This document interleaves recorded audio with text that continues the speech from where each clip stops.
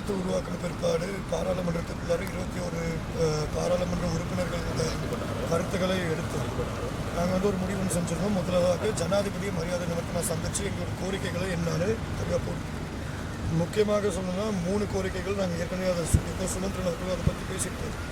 நான் குறிப்பாக மலையக சார்ந்த விடயங்கள் சம்பந்தமாக தமிழ் முற்போக்கு கூட்டணியை பிரதித்துவப்படுத்தி கௌரவத்துக்குரிய ராதாகிருஷ்ணன் அவர்கள் வந்திருந்தார். அதே மாதிரி நானும் இங்கே இருந்தேன். நாங்கள் இருவருமே ஒரு விஷயத்தை முன்னால் எடுத்து சொன்னோம். காணி உரிமையை பொறுத்த வரைக்கும் இங்கே காணி உரிமை ஒரு பிரச்சனை.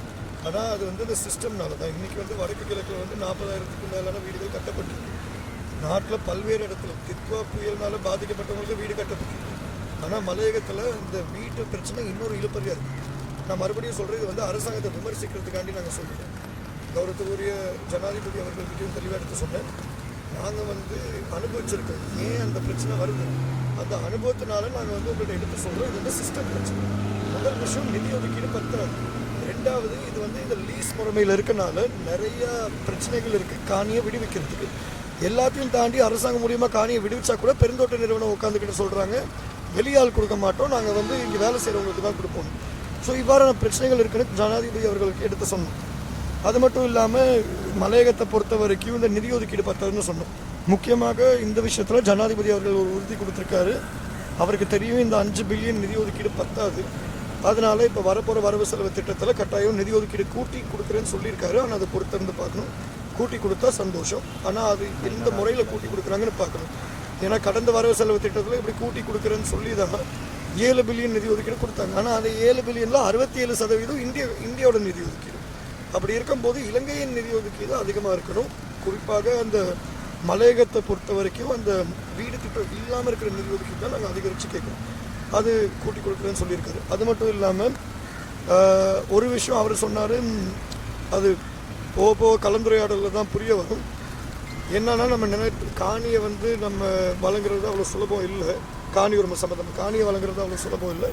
ஏன்னா வளங்கள் பிரச்சனை இருக்குது. அதே நேரத்தில் நாளைக்கு மலைகளை பாதுகாக்க வேண்டிய பிரச்சனைகள் இருக்குன்னு சொல்கிறாரு. அந்த கருத்தில் எனக்கு எந்த விதமான உடன்பாடும் கிடையாது. அதை நான் அதை என்னால் ஏற்றுக்க முடியாது. ஏன்னா காணி உரிமை கட்டாயம் மக்களுக்கு வழங்கி ஆகணும்.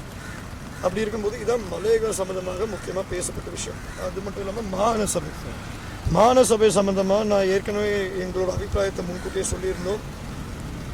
மாநசபை சம்மந்தமாக மக்கள் மட்டும் இல்லை, அனைவரும் புரிஞ்சுக்க வேண்டிய விஷயம். இது தமிழர்களுக்கு மட்டும் ஒரு சாதகமான தேர்தல் முறை. மாநசபையை பொறுத்த வரைக்கும் இலங்கையர்களுக்கு மாநசபை தேவை, டீசென்ட்ரலைசேஷன் தேவை, அதிகார பகிர்வு கட்டாயம் தேவை. அது நீங்கள் சின்னலமோ தமிழோ முஸ்லிமோ அது ஜனநாயகத்துக்கு ஒரு அடையாளம். அது நம்மளுக்கு புரியணும்.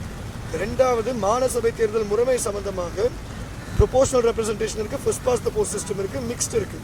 இப்போ ப்ரொபோஷனலுக்கு அடியில் சிறுபான்மை தமிழர்களுக்கு ஒரு பிரதித்துவம் இருக்குது. நாளைக்கு இவங்க தேர்தல் முறைமையை மாற்றணும்னு முடிவு பண்ணிட்டா அந்த பிரதித்துவம் இல்லாமல் போகும். ஜனாதிபதி அவர்கள்கிட்ட எடுத்து சொன்ன விஷயம் அதான். 13 மாவட்டங்களில் குறிப்பாக மலையக மக்கள் வாழ்ந்துட்டு இருக்காங்க. நாங்கள் அந்த 13 மாவட்டங்கள்லையும் சிறுபான்மை தான் 10%, 15%. அப்படி இருக்கும்போது பிரதித்துவம் எடுக்கிறது ரொம்ப கஷ்டமாக போகுது. ஸோ ஆகவே இதை கொஞ்சம் கருத்தில் எடுத்து ஒரு புதிய அரசியல் அமைப்பு வரும்போது அதை பற்றி கலந்துரையாடிக்கலாம். இப்போதைக்கு பழைய முறைமையிலே எடுத்து பண்ணுங்கன்னு ஜனாதிபதி வரவேற்பு எப்படி இருந்துச்சு? ரொம்ப நல்லா வரவேற்றாரு. நாங்களும் அவரை ரொம்ப நல்லா சிரிச்சு பேசி தான் வந்தோம். ஆனால் நாங்கள் எதிர்பார்த்த பதில்கள் போகதான் தெரியும். அவர் சில விஷயங்கள் சொல்லியிருக்காரு, பொறுத்திருந்தோம். The Pioneer News website is based in Sri Lanka.